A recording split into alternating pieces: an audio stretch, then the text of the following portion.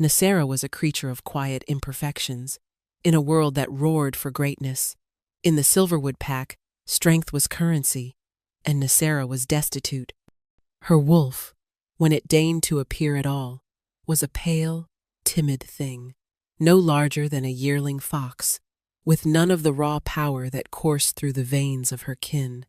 She was a whisper in a chorus of howls, a source of quiet shame for her father, Alpha Corvath. He saw only her failure to shift properly, her lack of a hunter's instinct, her inability to contribute to the pack's might. He called her wolfless.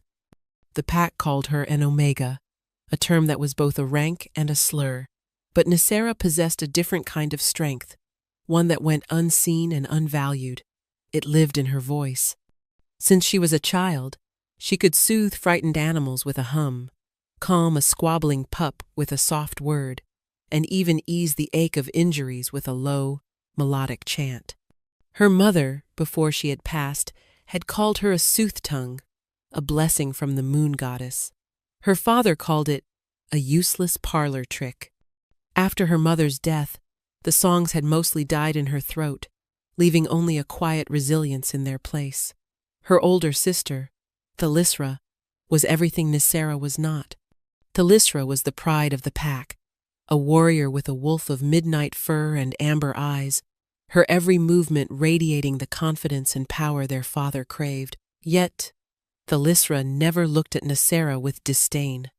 She saw the steel beneath the softness, the quiet courage it took for Nicera to exist in a world that constantly told her she was not enough.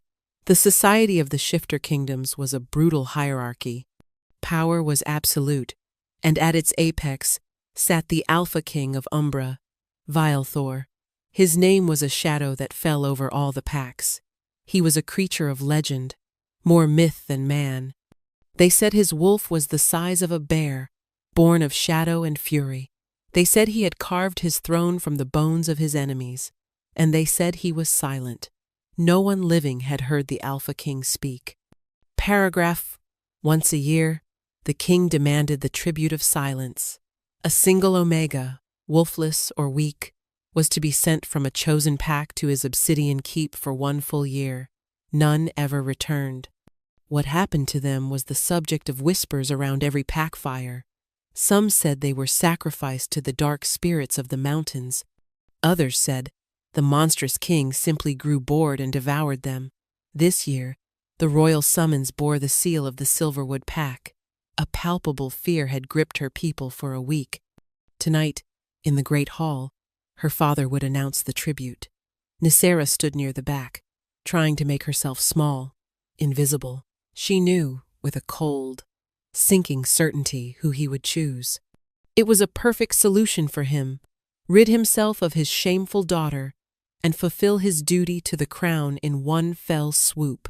Alpha Corvath stood before the hearth, his face a mask of grim authority. The firelight carved deep lines into his weathered face. "The Alpha King has demanded his tribute," he announced, his voice booming through the tense silence. "It is a great, if solemn, honor to serve the kingdom." He scanned the crowd, his gaze deliberately avoiding Nicera's. "We will send one who can, best be spared, one whose service will not weaken the pack's defenses." He was choosing his words so carefully, yet every one was a dagger aimed at her heart. She felt Thalysra's hand find hers in the crowd, a warm, desperate grip. "No," Thalysra whispered, her voice fierce. "He wouldn't, but he would." Nicera knew it. She met her father's gaze across the hall, and in his cold, resolute eyes, she saw her fate. There was no malice, she realized with a strange sense of detachment, just cold, hard pragmatism. He was cutting away the weakest part of the pack to ensure the rest survived. "I have made my decision," Alpha Corvath declared. His eyes finally locked onto hers. "Nicera will go. She will represent the Silverwood Pack at the Obsidian Keep." A collective gasp rippled through the hall.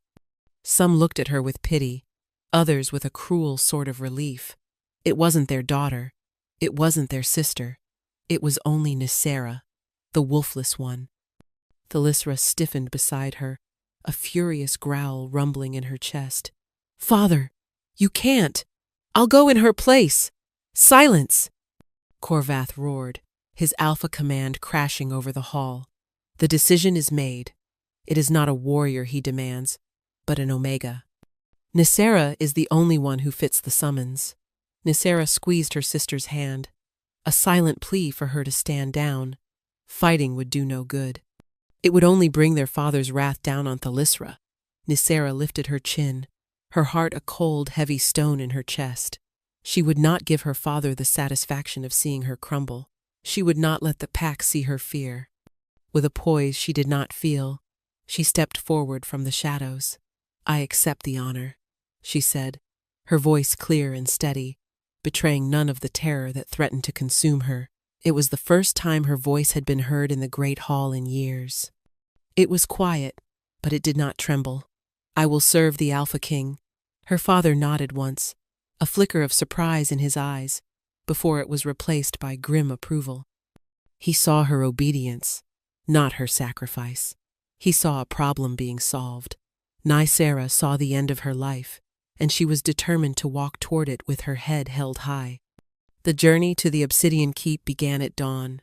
It was a journey from which no one returned.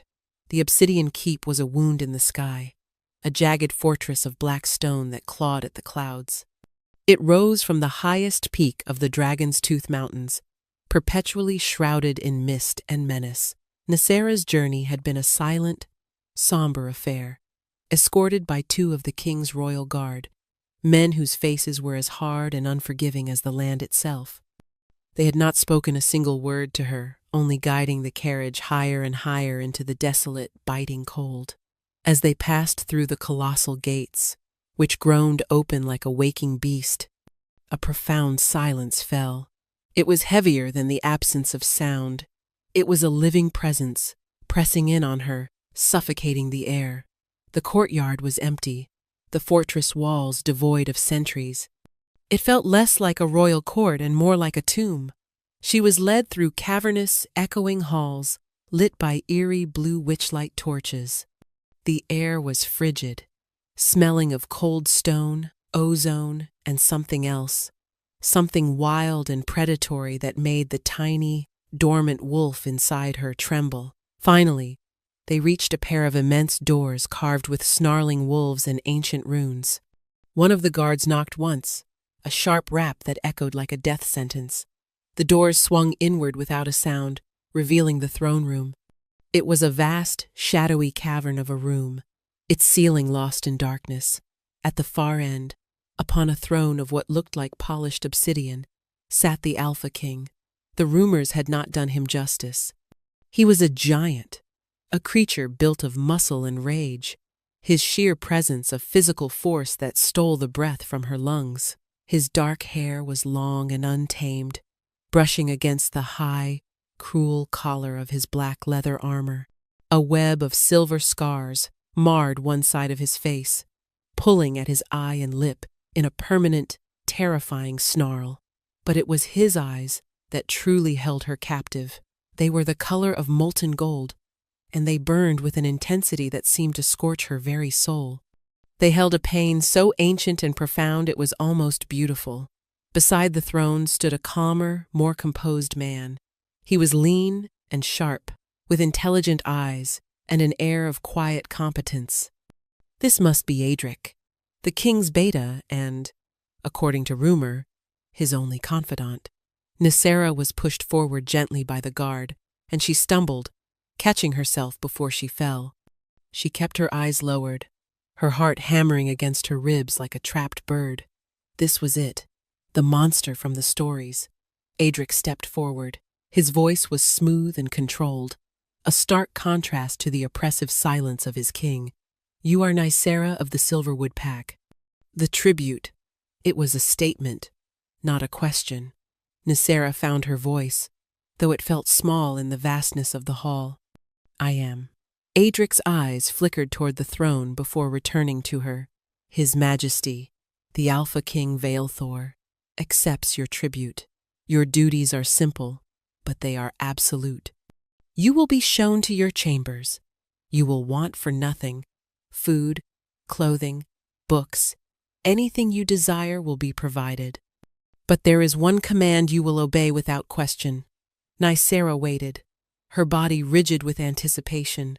Was he going to order her to the dungeons? To the sacrificial altar?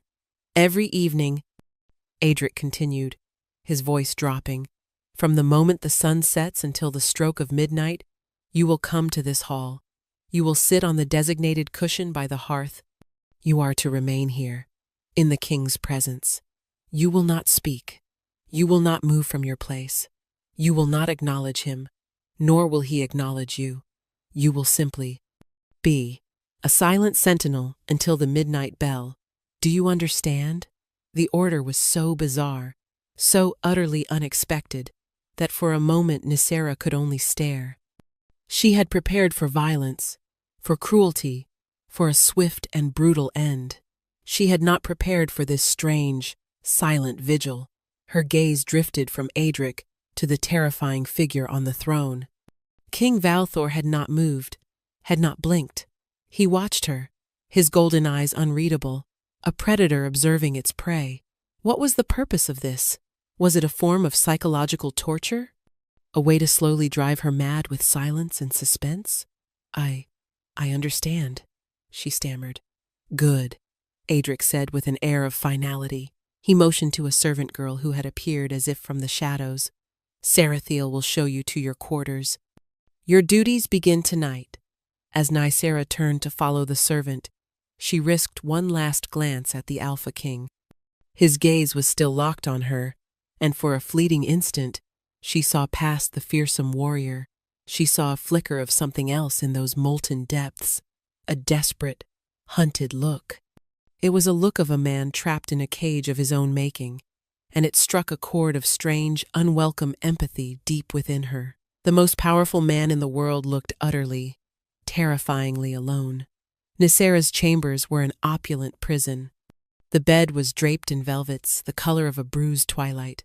The furniture was carved from a dark, glossy wood she didn't recognize, and an entire wall was a bookshelf groaning with leather-bound volumes. A small balcony overlooked a sheer drop down the mountainside, the wind forever howling a lonely song outside the thick glass. It was more luxury than she had ever known, and it had never felt more like a cage. True to Adric's word, her duties began that evening. As the last rays of sun bled from the sky, the servant girl, Sarathiel, a timid creature with wide, frightened eyes, came to escort her back to the throne room. Nicera had changed into a simple gray dress, feeling that anything more would be a mockery.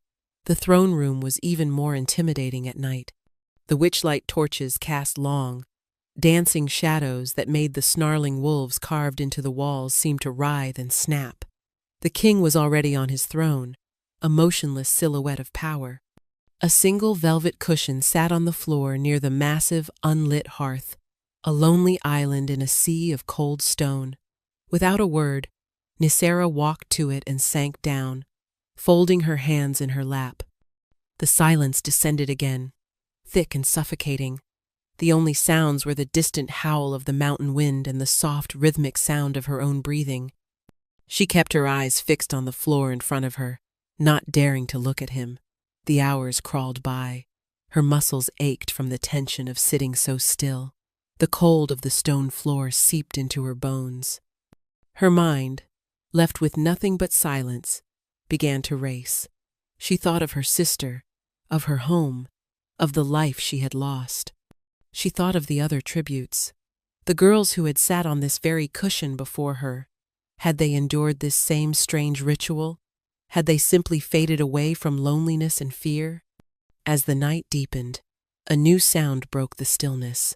It was a low, guttural growl, vibrating with such profound agony that it made the hairs on Nicera's arms stand up. Her head snapped up against her will. The king was no longer sitting impassively. His massive hands were clenched on the arms of his throne, his knuckles white. His head was bowed, his broad shoulders trembling with a barely suppressed violence. The growl came again, torn from his throat, a sound of pure, unadulterated pain. He was fighting something. A war was raging within him, and he was losing. Fear, cold and sharp, pierced through Nicera. This was it. The monster was emerging. He would leap from his throne and tear her apart. Her every instinct screamed at her to run, to flee into the darkness. But she was frozen, mesmerized by the raw torment of the powerful king. He wasn't a monster preparing to attack. He was a man in the throes of an invisible agony. Without thinking, without conscious thought, she acted. The sooth-tongue in her responded to his pain as a flower turns to the sun.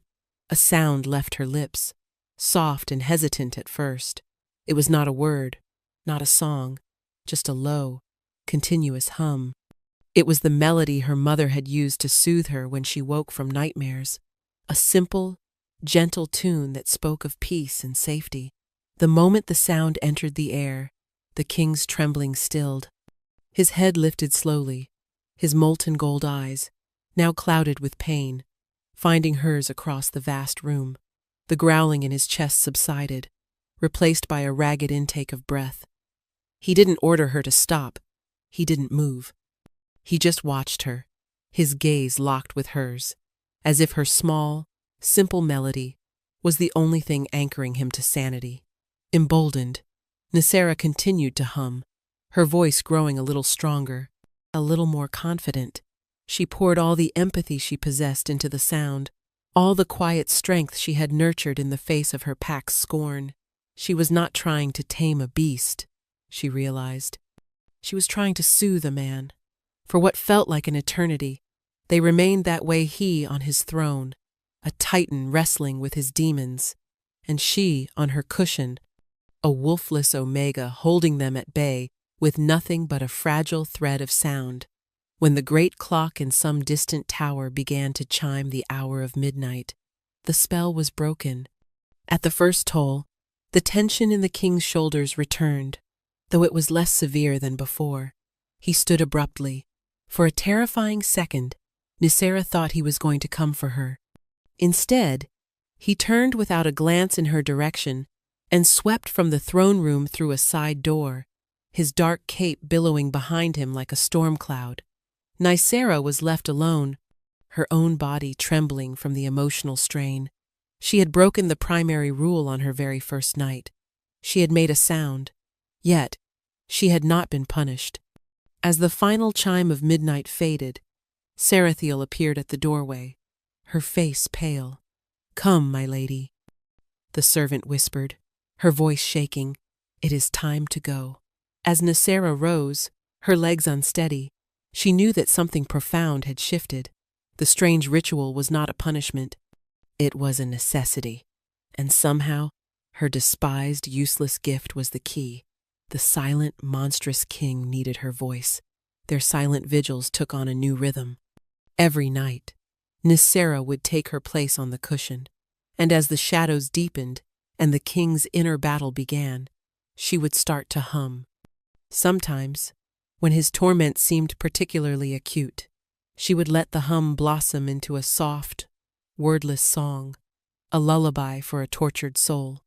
He never acknowledged it, never gave any sign that he heard, save for the subtle easing of the corded muscles in his neck and the unclenched fists on his throne.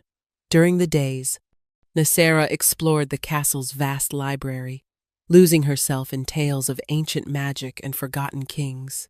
It was a lonely existence, but a peaceful one. She spoke to no one but Sarathiel, and the servant girl remained too terrified to offer more than monosyllabic answers.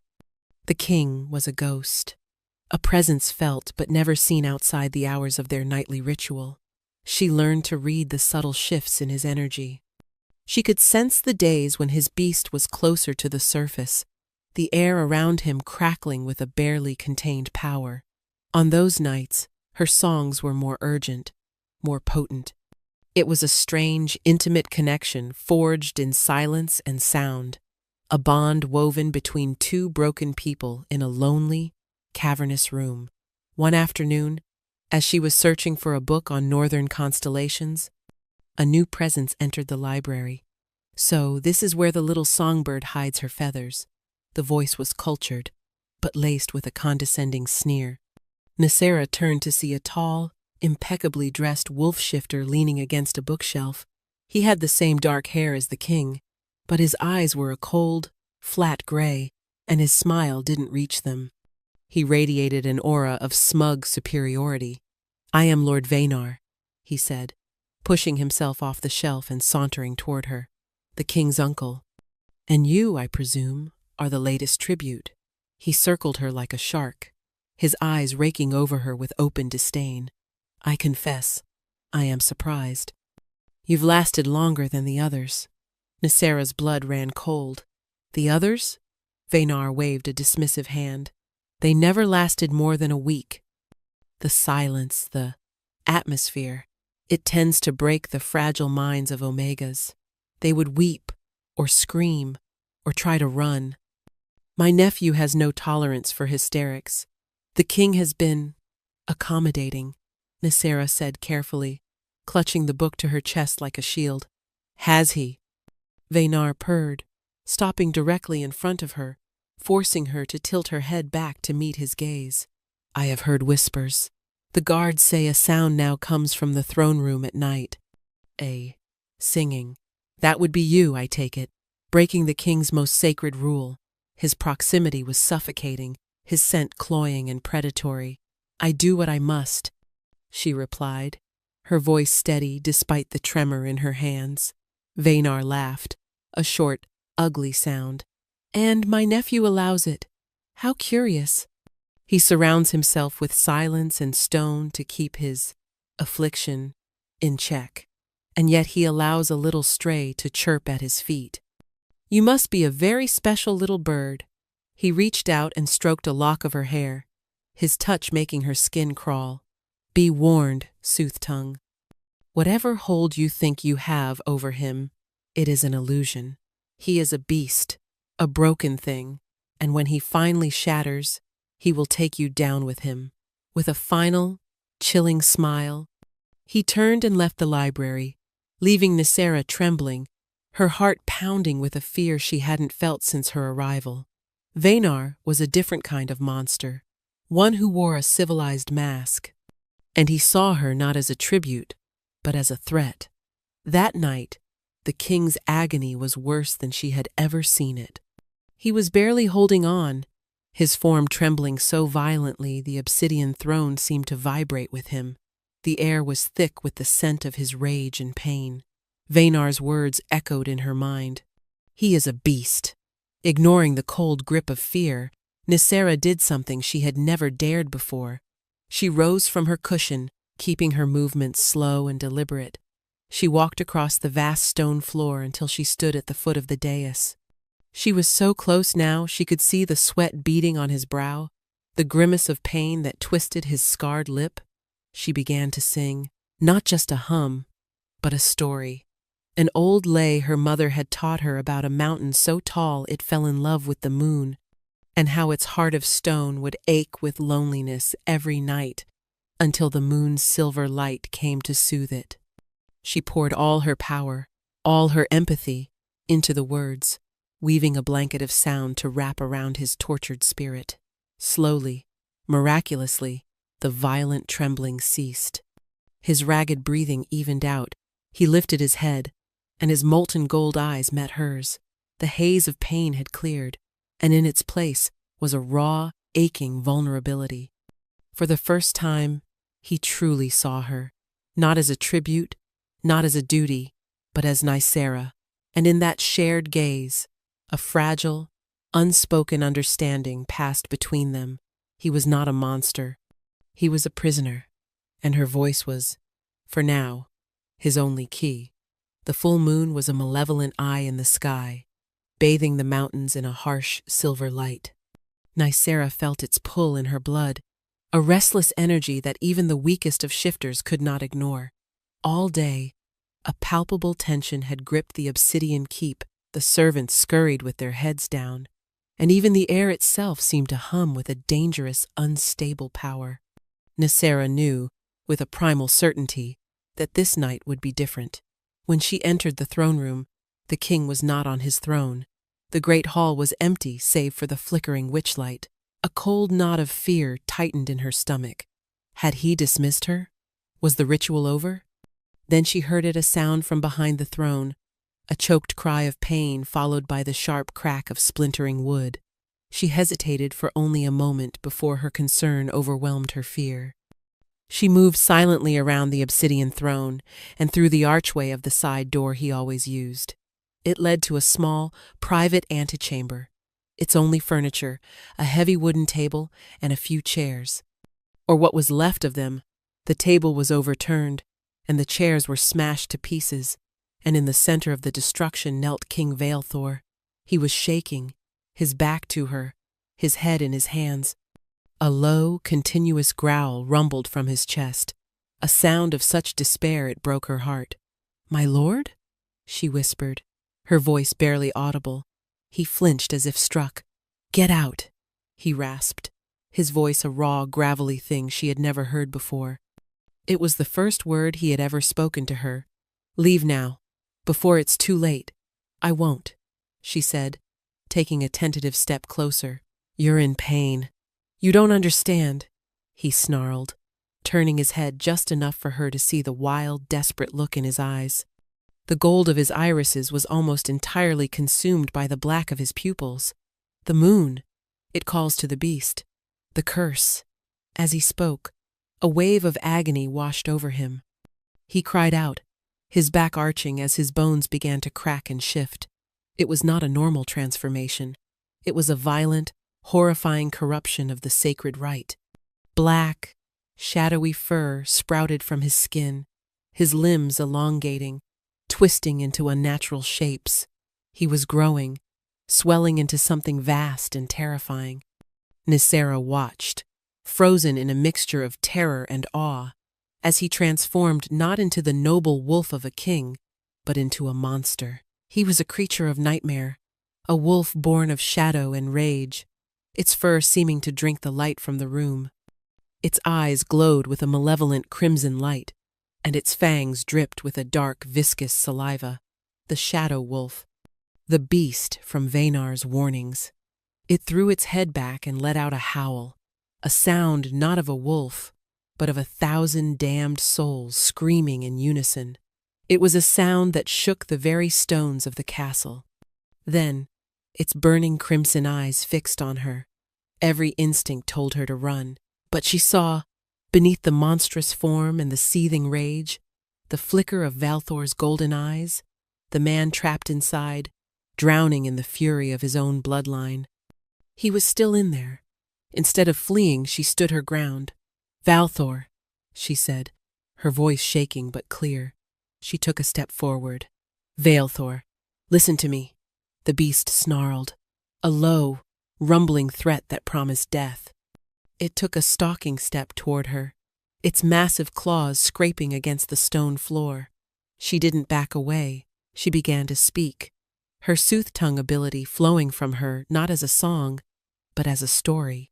"There was once a king," she began, her voice gaining strength, "who carried a great shadow inside him. He believed it was a monster. He believed he had to cage it, to starve it, to fight it in the silence and the dark. He was so busy fighting the shadow that he never saw the man it was hiding." The shadow wolf paused, its head cocked, the crimson glow in its eyes wavering. "The shadow was not a monster," Nicera continued, her voice weaving a spell of calm in the chaotic room. "It was his pain. It was his loneliness. It was every fear he had ever known, given teeth and claws. It was not a thing to be fought. It was a thing to be understood, to be soothed." She took another step, her hand outstretched. "You are not a monster, Vaelthor. You are a king. You are a man. And you are not alone." With a final, agonizing roar that was more sorrow than rage, the monstrous form began to shrink. The shadows receded. The bones snapped back into their human configuration, and the crimson light faded from its eyes. In a matter of seconds, the beast was gone, and kneeling on the floor, naked and vulnerable, was Vaelthor. He was gasping for air, his body covered in a sheen of sweat, his eyes, his own beautiful, broken, golden eyes, fixed on her with an expression of pure, unadulterated shock. He finally told her everything. The curse had plagued his family for generations, a dark magic woven into their bloodline by a vengeful sorcerer. It latched onto sound. Sudden, loud noises could trigger the transformation, could feed the beast. Silence and solitude were the only ways he knew to keep it contained. The tributes were meant to be silent anchors, their quiet presence a focus for his control. But none of them had ever lasted, and none of them had ever seen the beast and stood their ground. None of them had a voice that could tame the shadow. "You," he whispered, his voice raw with emotion. "Your voice. It's like the dawn after the longest night." The confession hung in the air between them, a fragile bridge built across an abyss of secrets and pain. Nicera knelt before him, no longer seeing a king or a monster, but just Vialthor. And in that moment, the power imbalance between them vanished, replaced by a shared vulnerability that was more profound than any crown or title. The revelation of the curse changed everything. Their nightly vigils were no longer silent. Valthor, hesitant at first, began to speak to her. He told her of his childhood, of the constant, terrified battle to control the beast within, of the day it had claimed his parents when a rival's attack on the castle had sent him into an uncontrollable frenzy. His uncle, Vaynar, had used the tragedy to secure the regency, fostering the terrifying legend of the Silent King to keep Vialthor isolated and dependent. Nicera, in turn, told him of her life, of being the wolfless Omega, of the shame and the quiet strength she had found in her solitude. He listened with an intensity that made her feel seen for the first time in her life. He did not see a defective Omega. He saw the woman whose voice had saved him. Their bond deepened with every shared word, every quiet moment. The cavernous throne room began to feel less like a prison and more like a sanctuary, but they both knew the peace was fragile. Vaynar watched them from the shadows of the court, his cold gray eyes filled with a calculating hatred. He knew something had changed, and he was waiting for the opportune moment to strike. The moment came with the annual summons for the trial of alphas, a traditional gathering where pack alphas could air grievances or issue challenges. The brutish alpha of the Stonefang pack, a known ally of Vaynar, issued a formal challenge to Vialthor for a tract of disputed land. It was a blatant political maneuver. A refusal would show weakness, but accepting meant a public duel. "It's a trap," Vialthor said, pacing his antechamber the night before the duel. The full moon was still a week away, but the stress of a public fight, the clang of steel, the roar of the crowd, it was all a perfect trigger for the curse. "Vaynar wants me to lose control in front of the entire kingdom. He wants to expose me as a monster so he can seize the throne." "You won't," Nicera said with a conviction that surprised even herself. She went to him, placing her hands on his chest, feeling the frantic pounding of his heart beneath her palms. "I will be there. You will hear my voice, and it will be your anchor." "It's too dangerous," he argued, his hands coming up to cover hers. The simple touch sent a jolt of electricity through her. "He will see you as a target. I am already his target," she countered softly. "Let me fight with you, in my own way." The dueling ground was a circle of packed earth in the main courtyard, surrounded by the grim-faced alphas of the shifter kingdoms. Vaynar stood on a raised platform, a smug, anticipatory smile on his lips. Nicera was seated with the other dignitaries, her heart a frantic drum against her ribs. Vialthor strode onto the field, clad in black armor, his great sword in hand. He was magnificent and terrifying, the Alpha King in his full glory. The Stonefang Alpha, a hulking brute named Malric, met him in the center, brandishing a massive axe. The fight began. It was a brutal ballet of violence. The clang of sword against axe echoed through the courtyard, each impact sending a visible shudder through Vialthor. He fought with incredible skill, but he was holding back, his movements stiff, his focus divided between his opponent and the beast roaring within. Malric, sensing his distraction, pressed his attack, his blows becoming more reckless, his taunts louder. "What's wrong, Silent King?" Malric bellowed, his axe crashing against Vialthor's shield. "Has the cat got your tongue? Or are you just a coward?" The crowd roared. The noise, the aggression, the smell of blood in the air, it was all too much. Nicera saw the shift in Vialthor. His golden eyes began to darken, a low growl escaping his lips. He was losing control. The shadow wolf was clawing its way to the surface. Vaynar leaned forward on his platform, his eyes gleaming with triumph. This was the moment he had engineered. Nicera could not let it happen. Damn the protocol. Damn the rules. She stood up, ignoring the gasps of the alphas around her. Lifting her chin, she focused all her will, all her connection to Vialthor, and she began to sing. It was not a loud song, but her sooth-tongue voice carried, cutting through the din of the crowd and the clash of steel. It was a song of strength and stillness, of a mountain that withstands the fiercest storm. Vialthor faltered, his head snapping toward the sound of her voice. His eyes found hers across the courtyard, and in that instant, the darkness in them receded. He took a deep, steadying breath, his stance solidifying. The anchor had found him, but Malric saw his moment of distraction. With a roar, he swung his axe in a wide, deadly arc, not at Vialthor, but at the stands directly at Nicera. Time seemed to slow. There was no time for Vialthor to block the attack. In a flash of pure instinct, a desperate act of defiance against her fate as a victim, Nicera did not scream or cower. She threw herself sideways, tumbling over the bench, the massive axe head shattering the stone where she had been standing just a second before. The entire courtyard fell silent. An attack on a non-combatant, an Omega no less, was a profound dishonor, but it was Vialthor's reaction that truly shocked the court. A roar of pure, untainted alpha fury erupted from his chest. This was not the growl of the shadow beast. This was the rage of a king whose queen had been threatened. He moved with a speed that was terrifyingly natural, disarming Malric with a single, brutal blow that sent the axe flying and shattering the man's arm. He pressed the tip of his greatsword to Malric's throat, his golden eyes blazing with a righteous fire.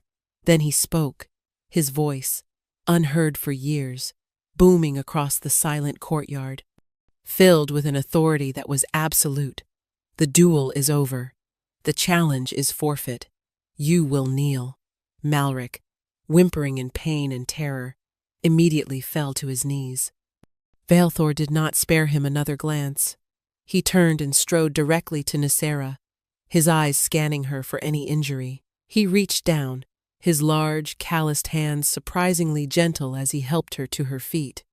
He stood before the entire assembly of alphas, his arm protectively around the wolfless Omega from Silverwood, and met his uncle's furious, thwarted gaze. The act was unmistakable. It was a public declaration.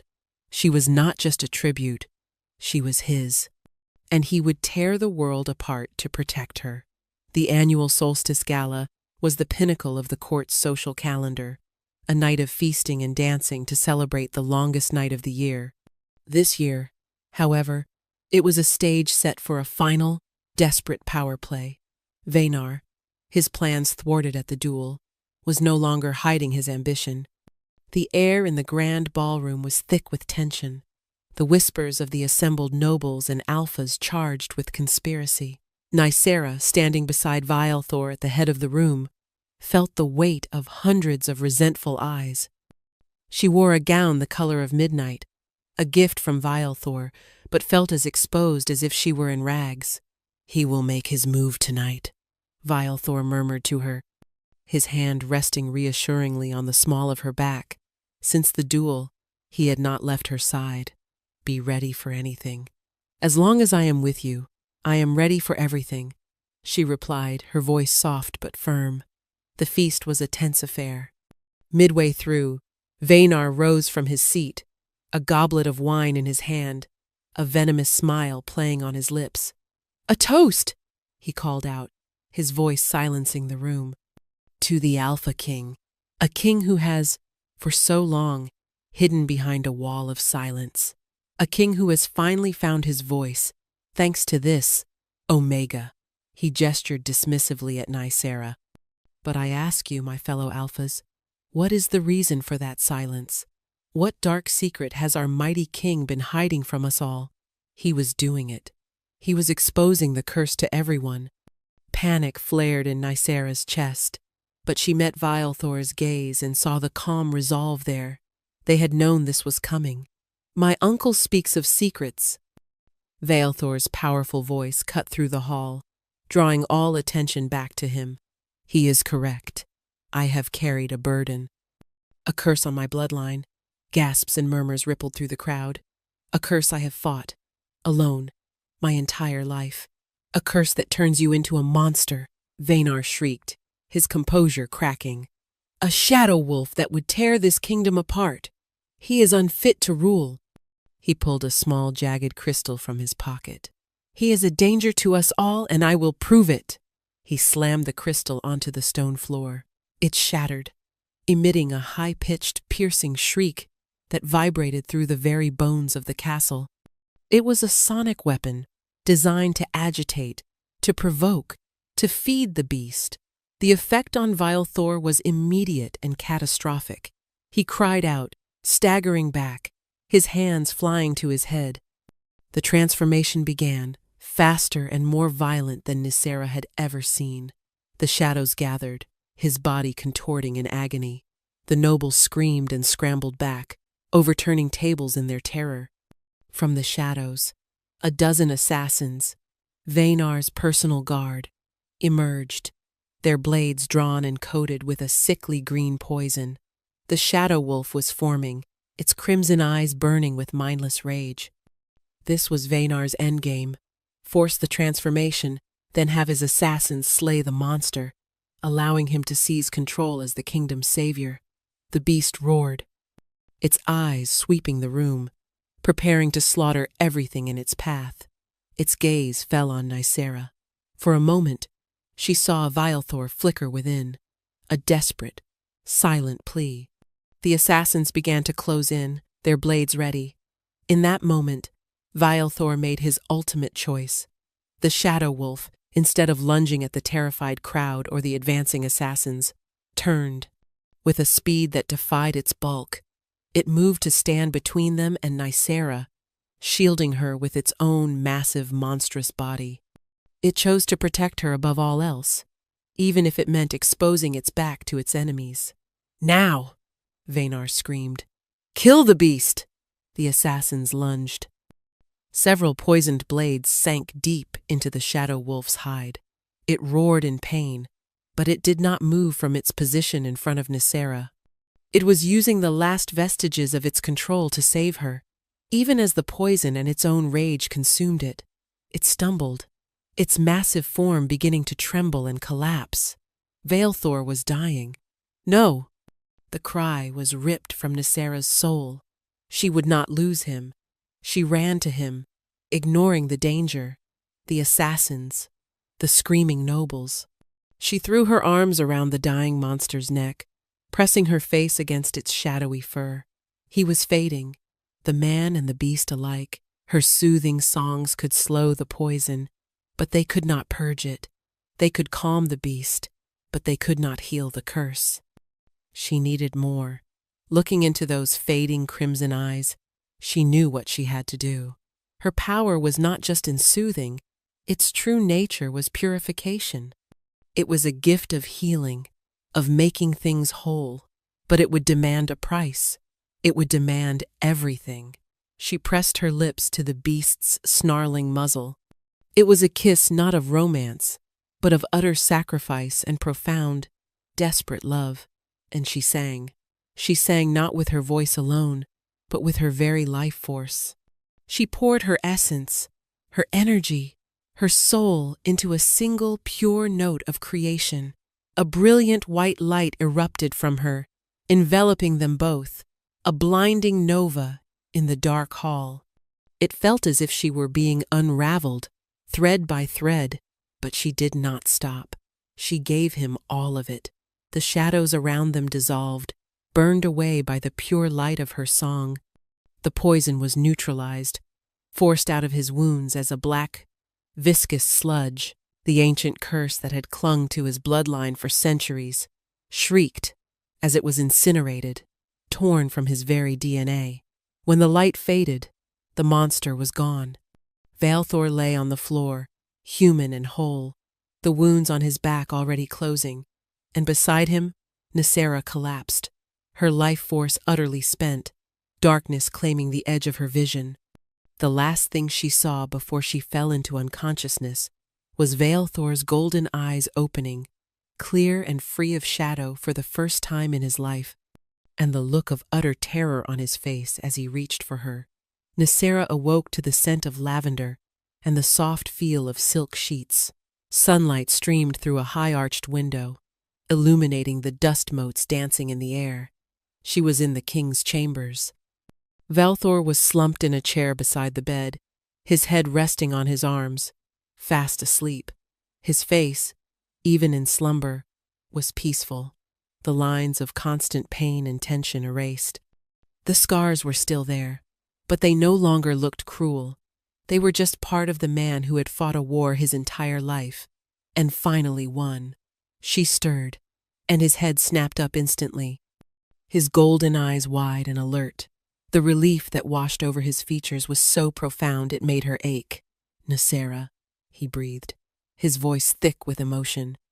He was at her side in an instant, his large hand gently cupping her cheek. "You're awake," the healers said. They weren't sure. "I'm here," she whispered, her own voice weak but steady. "And you? The curse?" "It's gone," he said, a look of wondrous disbelief in his eyes. "I can't feel it. For the first time, my mind is quiet. You saved me, Nicera. You gave me everything. You saved me first," she countered, her fingers tracing the scar by his eye. "You chose me."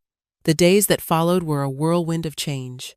Lord Vanar and his conspirators were imprisoned, their plot laid bare for all to see. The story of the Solstice Gala spread like wildfire through the kingdoms. They told of the king's curse, his sacrifice, and the wolfless Omega whose love was powerful enough to break it. Nicera, once a symbol of shame, was now hailed as a savior. Her weakness had been revealed as a power greater than any brute strength, the power to heal, to purify, to love unconditionally. A week later, Valthor convened all the visiting alphas in the throne room. He stood on the dais, not in armor, but in royal blues and silvers, looking every inch the king he was born to be. Nicera stood beside him, her hand in his. "For too long our kingdoms have valued only one kind of strength," Valthor announced, his voice ringing with a newfound clarity and confidence. "The strength of the claw, the fang, the blade. We have shunned those we deemed weak, casting them out, blind to their true worth." His gaze fell on Nicera, and his expression softened, with a love so fierce it was a tangible thing. "This woman, sent to me as a tribute, dismissed by her own pack as wolfless, possesses a strength that saved not only my life, but my very soul. She has reminded us that compassion is not a weakness, and that true power lies in the courage to heal rather than to break. Our world is changing. A new era begins today." He turned to Nicera, his golden eyes burning with devotion. "Nicera of Silverwood, you came to this castle as a tribute, but you became its heart. You were my anchor in the darkness. Now, be my light for all our days to come." Before the entire assembly, he knelt on one knee. He took her hand, and in the old shifter tradition, he bit gently into the flesh of his own thumb, drawing a single drop of blood. He pressed his thumb to her forehead, marking her. Then he leaned in, his fangs extending slightly, and marked the juncture of her neck and shoulder. The bite was not painful. It was a jolt of pure energy, of light and love, sealing their souls together. The mate bond snapped into place, a glorious, unbreakable connection that sang through her veins. "Be my mate," he murmured, his voice for her alone. Be my Luna Queen. Tears streamed down Nicera's face, but they were tears of joy. Always, she whispered. The Alphas, even the most hard-hearted among them, roared their approval. A new age had dawned on the kingdom of Umbra. 1 year later, the gardens of the Obsidian Keep were in full bloom. What was once barren rock and windswept terraces was now lush with life, a testament to the new era of peace and compassion that Queen Nicera had ushered in. Roses climbed the dark stone walls, and the scent of night-blooming jasmine filled the cool evening air. Nicera sat on a stone bench, her back against Vielthor's chest, his arms wrapped securely around her.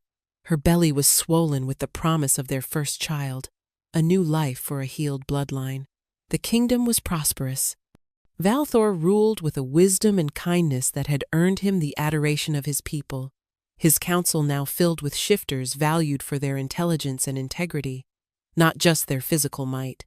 Omegas were no longer outcasts, but respected members of the packs, their unique gifts nurtured and celebrated.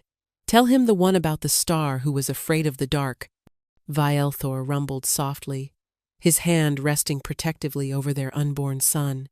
Nicera smiled, leaning her head back against his shoulder. He's heard that one a dozen times. It's his favorite, Vielthor insisted, pressing a kiss to her temple. It's my favorite too. She laughed softly and began the story, her sooth-tongue voice a gentle melody in the quiet garden. She spoke of a tiny star who feared the vast, empty blackness of space, until the wise old moon told him that it was only in the deepest darkness that his own light could be truly seen. It was their story, a story of finding light in the shadows, of finding strength in supposed weakness. As she spoke, she felt the baby kick within her, a tiny, reassuring flutter of life. Vielthor chuckled, his breath warm against her hair. He was no longer the silent king, the monster in the shadows. He was a husband, a father-to-be, a man at peace. She was no longer the wolfless Omega, the shameful tribute. She was a queen, a mate, a woman who had found her voice and used it to change the world. The sun set over the Dragon's Tooth Mountains, painting the sky in hues of orange and violet. The first stars began to appear. Nicera finished her story, and they sat in comfortable silence, two souls once broken and alone, now irrevocably whole, together. Their love had not just saved them, it had healed a kingdom, creating a future brighter than either of them had ever dared to dream.